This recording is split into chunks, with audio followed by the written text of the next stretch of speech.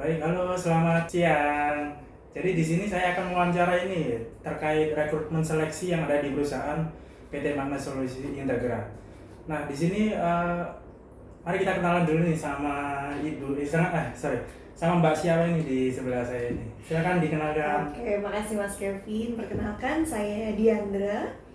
Dan ini Mas Kevin katanya mau tanya-tanya begitu ya seputar rekrutmen seleksi begitu ya Iya, Mas? benar-benar. Oke, Yang ada di perusahaan PT Magna Solusi Integra. Boleh ya, Mbak ya? boleh. Oke, baik. Jadi untuk pertanyaan pertama ini ya, untuk pendahuluan topik kita rekrutmen seleksi. Jadi mengapa nih Mbak Diandra memilih fokus pada proses seleksi dalam praktek HRD ini di perusahaan? Oke, jadi sebenarnya kalau dibilang fokus juga enggak, cuman karena kebetulan akhir-akhir ini lagi banyak job yang rekrutmen seleksi. Jadi memang kalau nggak salah ada 5 klien lah ya kurang lebih yang jobnya menggunakan rekrutmen seleksi seperti itu, dan juga jabatannya sih macam-macam, cuman kebanyakan di level staff. Oke, baik, menarik sekali. Menurut Mbak Diandra, apa kontribusi yang paling signifikan untuk proses seleksi yang baik terhadap kinerja organisasi atau perusahaan? Oke, jadi yang paling pertama itu memang dari shortlist itu sudah harus ketat gitu ya seleksinya, karena kalau kita dari awal saringannya sudah tidak sesuai dengan kualifikasi, nah itu nanti nggak akan sesuai dengan kebutuhan perusahaan seperti itu, dan akan nanti berujung pada ketika seandainya pelamar itu diterima tapi ternyata kualifikasinya kurang sesuai nih, nah itu akan berdampak pada kinerja juga. Oh, jadi seperti itu ya. Nah, Bu bisa jelasin singkat nih, apa sih PT Magnet Solusi Integra itu?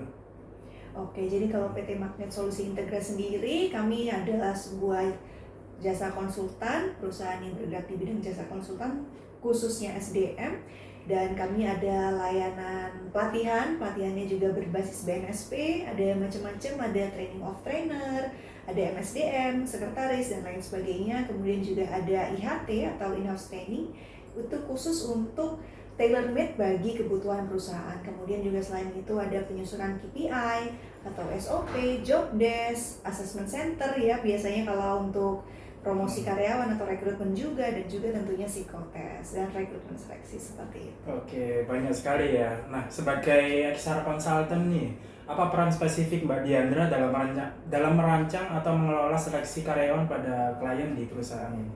Oke, jadi karena memang yang berjalan itu tidak hanya satu rangkaian rekrutmen saja begitu ya. Jadi ada 2-3 perusahaan, bahkan pernah itu 5 sekaligus berjalan di waktu yang bersamaan. Jadi memang harus pintar-pintar mengatur jadwal, apalagi kalau metodenya berbeda begitu. Jadi ya itu pintar-pintar ngatur jadwal sih sebenarnya, betul, karena yang ditangani kan tidak cuma 1 atau 2. Nah, lalu untuk proses seleksinya itu bagaimana? Mulai dari tahapan awal, wawancara sampai asesmen itu bagaimana prosesnya? Oke, jadi untuk prosesnya pertama kita memang konsultasi dulu, atau dengan kliennya itu kita harus benar-benar paham kira-kira kebutuhannya seperti apa, supaya kita juga saringannya tepat nih. Kembali lagi seperti yang tadi di awal, bahwa saringan ini harus tetap sesuai agar nanti tidak berdampak pada kinerjanya begitu ya.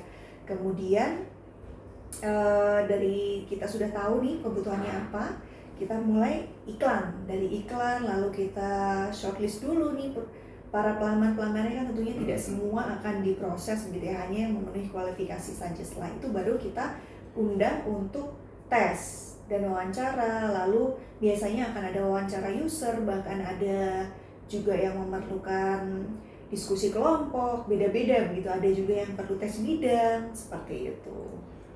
Oke, lalu untuk mekanisme screening CV gitu, untuk filteringnya itu ketika kandidat masuk ke tahap wawancara itu bagaimana biasanya? Oke, kalau screening CV itu tahap yang paling awal gitu ya. Jadi sebelum kita mengundang tes, itu screening CV-nya harus benar-benar dilihat dulu kira-kira masuk kualifikasi atau enggak, seperti itu. Jadi kalau memang tidak ada undangan, berarti CV-nya memang tidak masuk seperti itu. Tidak masuk kualifikasi maksud. Apakah ada standar nih kompetensi atau kompetensi inti yang menjadi fokus utama pada seleksi tahapan proses seleksinya? Oke, kalau misalnya kompetensi itu ya biasanya tergantung dari kebutuhan klien. Cuman yang jelas kualifikasi pendidikan, ada juga yang minta pengalaman di bidang tertentu yang bahkan harus fokus misalnya di bidang jasa A atau di bidang jasa B, atau yang penting dia anggaplah pernah menjadi operator alat pun nggak masalah, bekerja di mana saja nggak masalah, itu juga ada. Jadi benar-benar customized seperti itu. Oke, baik. Untuk proses apa? Di situ kan mungkin ada proses tes psikologi. Nah, itu boleh tahu nggak apa alat-alat yang mungkin digunakan biasanya apa aja? MBTI atau apa gitu? Oke, kalau tes psikologi sih kami pakainya yang standar aja secara umum, karena kan yang jelas itu kecerdasan, kepribadian, dan juga ada kami tambahan itu tes bidang. Tes bidang ini di luar tes psikologi, tapi karena kami kembali lagi menangani lebih dari satu klien begitu, jadi kami gabungkan biasanya khusus untuk klien-klien yang membutuhkan tes bidang juga seperti itu. Jadi biasanya tesnya di satu hari yang sama. Oh, seperti itu. Lalu bagaimana cara Mbak Diandra ini untuk memvalidasi atau menyesuaikan instrumen tes untuk kebutuhan pada masing-masing klien itu tadi? Oke, jadi kita lihat lagi untuk jabatan yang dituju ini apa. Misalnya ada yang hanya membutuhkan, oh saya di level staff aja, oh ada juga yang saya di level supervisor. Nah di sana penyesuaiannya. Jadi tesnya bisa sama tapi parameternya yang berbeda gitu. Karena kalau rekrutmen seleksi sejauh ini sih pakainya psikotes aja sudah cukup, jadi tidak perlu assessment center. Karena tadi kan Mas Kevin sempat menyebutkan juga ada kompetensi inti begitu ya. Nah itu biasanya tidak dipakai karena belum sampai assessment center. Karena kalau assessment center sendiri itu dia lebih kompleks seperti itu dan makan waktu lebih panjang begitu. Oh gitu, jadi seberapa besar sih peran dari assessment center itu tadi dalam pengambilan keputusan seleksi? Oke, karena assessment center itu kan dia sangat komprehensif Iya. gitu ya. Selain dari potensinya kelihatan, dari kompetensinya juga kelihatan gitu. Jadi memang dia bisa lebih menangkap secara lebih luas gitu ya, dan lebih terperinci juga terkait misalnya selain parameter psikologis, misalnya dilihat dari kecerdasannya, kepribadian seperti apa, kepemimpinan seperti apa, bisa juga dilihat dari kompetensi yang diinginkan. Misalnya kalau BUMN itu kan akhlak seperti itu ya. Nah itu juga bisa dilihat. Dan kalau misalnya kelemahannya kamu asesmen kompetensi begitu ya, untuk rekrutmen seleksi memang kalau kita secara massal itu akan memakan waktu lebih lama begitu, karena memang tesnya sendiri itu ya anggaplah satu orang itu kurang lebih bisa 7-8 jam gitu ngerjakannya seperti itu. Bisa dibayangkan ya kalau misalnya pelamarnya ada 100 gitu, anggaplah yang masuk kualifikasi 20 aja gitu, begitu. Oke, cukup panjang berarti untuk prosesnya. Betul. Lalu apa sih kriteria objektif utama yang Mbak Diandra tetapkan untuk memutuskan bahwa kandidat ini lulus atau tidak gitu? Oke. Yang pertama, saringan paling awal itu dari segi kecerdasan seperti itu. Itu yang paling umum ya. Tidak memukul rata semua seperti itu, tapi yang paling umum itu, dan juga kami sesuaikan dengan kebutuhan klien seperti itu. Jadi kenapa kecerdasan ini yang paling dasar ya secara umum? Karena sebenarnya kan itu adalah wadah bagi setiap orang untuk menangkap ilmu baru atau memproses informasi seperti itu. Jadi kalau wadahnya dirasa sudah cukup, nah dia sudah bisa dipertimbangkan untuk aspek-aspek lainnya seperti itu. Oke, lalu kita berbicara tentang budaya organisasi. Bagaimana sih cara Mbak Diandra itu mengukur kecocokan dari budaya organisasi pada kandidatnya itu? Oke, nah ini juga salah satu yang penting nih, karena bukan biasanya ya, ada beberapa memang secara kualifikasi oke, mungkin juga secara pengalaman oke, lalu dari pendidikan juga oke, tapi ternyata dia tidak cocok dengan background value dari perusahaan itu sangat sangat mungkin terjadi begitu. Nah caranya adalah ketika wawancara user, nah ini kan salah satu prosesnya juga ya dari rekrutmen seleksi. Ketika wawancara user ternyata nggak cocok, di sana akan terdeteksi seperti itu. Oh, bisa dideteksi dari situ. Lalu Betul. untuk hasil akhirnya itu nanti biasanya disampaikannya ke manajemen itu pakainya formatnya seperti apa? Laporan atau apa gitu untuk itu sih indikator kuncinya itu. Indikator kunci Hasil akhirnya itu biasanya pakai apa? format laporannya gitu. Oke, indikator kalau kalau kandidat ini sesuai gitu ya. Iya, benar. Oke, jadi kita biasanya ngasih daftar peserta yang kira-kira masuk kualifikasi untuk diteruskan ke wawancara user seperti itu. Jadi setelah psikotes akan ada wawancara psikologis dulu, baru ke user seperti itu. Jadi saringan utamanya memang di kami dulu gitu. Oke, baik. Tantangan terbesar apa sih yang pernah dialami Mbak Diandra ketika menyeleksi dengan posisi dan level yang tinggi gitu? Oke, dengan posisi yang tinggi jabatannya begitu ya. Oke, jadi kalau tantangannya sih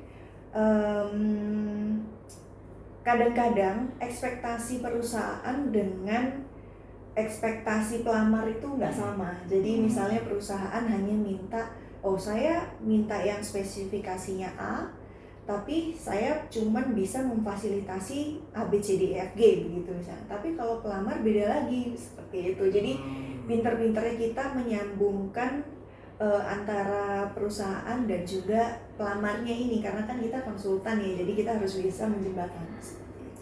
Oke, baik. Apa sih praktek yang terbaik yang bisa Mbak Diandra lakukan sebagai rekomendasi untuk meningkatkan kualitas dari proses seleksi? Oke, jadi karena yang diproses banyak, memang kita harus jeli ya, dan juga harus terstruktur, terutama ketika memproses data pelamar.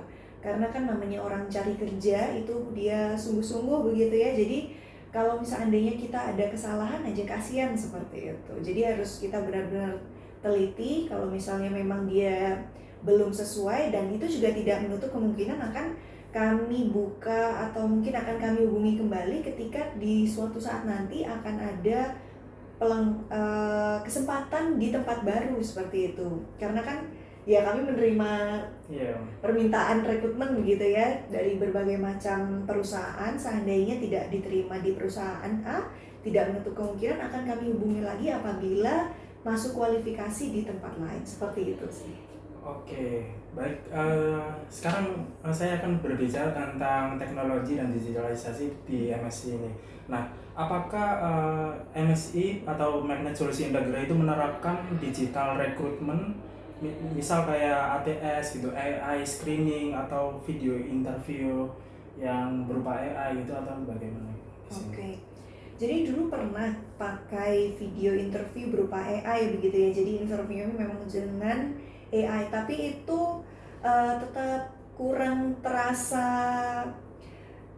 aura-aura humanisnya begitu. Memang ada yang kurang. Jadi memang unsur manusia itu tetap dibutuhkan, apalagi kalau kita mencari kandidat yang cocok untuk kultur perusahaan tertentu seperti itu. Jadi memang kalau AI kita hanya gunakan untuk ya di sistem psikotesnya saja, tapi kalau dengan wawancaranya masih tetap kami merasa bahwa wawancara one on one dengan sesama manusia begitu ya istilahnya, bukan dengan AI, itu yang masih tidak bisa digantikan untuk saat ini. Oke, mungkin Mbak Diandra mengetahui bagaimana pengalaman Mbak Diandra untuk mengintegrasikan teknologi dalam proses seleksi itu, dan lalu apa sih manfaatnya dan resikonya ketika menggunakan suatu teknologi itu? Oke, jadi pernah waktu rekrutmen yang dimulai bulan Januari kemarin, itu kami menerima lamaran ribuan ya, totalnya itu ribuan, dan di sana karena kami ada beberapa sumber itu menggabungkannya harus di database. Nah di databasenya itu enaknya adalah kita gampang sortirnya, lalu juga karena ada sistem scoring juga, jadi kami skornya lebih mudah, langsung cut off-nya minta nilai berapa itu gampang. Cuman kendalanya memang ketika datanya ini sudah banyak, sistemnya yang down begitu, atau mungkin komputernya ya? Betul, atau mungkin komputernya gitu yang down karena harus meloading saking banyaknya data seperti itu sih. Oke, menurut Mbak Diandra ini ya, tren apa yang sedang berkembang saat ini, dan mungkin dalam proses seleksi 2-3 tahun ke depan itu apa sih yang bisa membantu dalam proses seleksinya? Oke, kalau trennya sekarang ini mungkin karena sudah lewat lebaran begitu ya, jadi banyak orang yang mulai cari-cari kesempatan baru nih. Terus juga kalau untuk kedepannya, mungkin kalau sekarang itu sudah zamannya kirim video perkenalan begitu ya Mas Oh, Kevin. iya, Nah Mbak. itu juga ada salah satu klien yang meminta seperti itu, dan itu juga bisa memudahkan karena kita waktu sebelum wawancara itu kita sudah tahu, oh ternyata orangnya seperti ini, cara bicaranya seperti ini. Bahkan ada beberapa video itu yang bisa dibilang cukup kreatif begitu, padahal dia bukan dari latar belakang industri kreatif seperti itu. Jadi bisa terlihat. Dan juga tentunya, tapi kalau seperti itu kita biasanya sudah tahap akhir-akhir begitu ya, tidak semua kita suruh minta video seperti itu. Oke, ini pertanyaan terakhir. Pesan atau saran yang Mbak Dianda ingin bagikan kepada praktisi XR yang hendak membangun proses seleksi yang lebih unggul? Oke, kalau sarannya sih mungkin kita sudah sama-sama tahu begitu ya, kalau yang masuk CV-nya itu pasti banyak. Namun juga ya namanya pelamar itu biasanya juga kadang asal klik juga begitu ya Mas Ya, Kevin ya. Jadi ada lowongan apa diklik-klik aja gitu ya. Jadi memang awal itu adalah pekerjaan yang terberat ya, sorting pelamarnya itu adalah pekerjaan yang berat, tapi memang di sanalah saringan pertamanya supaya nanti kita ke belakangnya tidak terlalu berat seperti itu, karena dari awal kita saringannya sudah tepat seperti itu sih. Oke, baik. Itu saja sih yang bisa saya tanyakan ke Mbak Diana. Terima kasih atas waktunya. Sama-sama Ya, Mas semoga Kevin. bermanfaat bagi teman-teman semua. Terima kasih.